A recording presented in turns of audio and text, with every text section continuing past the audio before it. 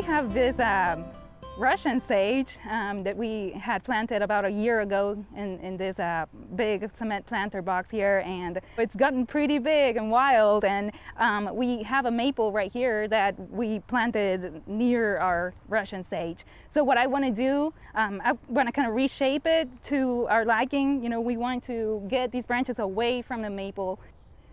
So I'm going to go ahead and cut this one so I can see, you know, where I'm leaving these here. So I'm going to cut right above. You can kind of see where the new growth of leaves is, so I'm just going to cut right above that.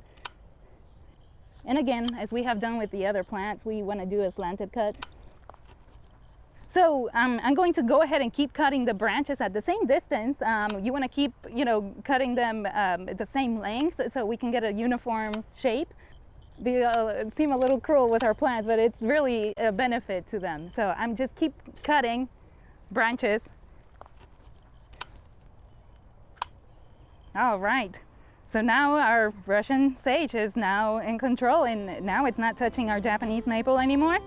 So that was the goal.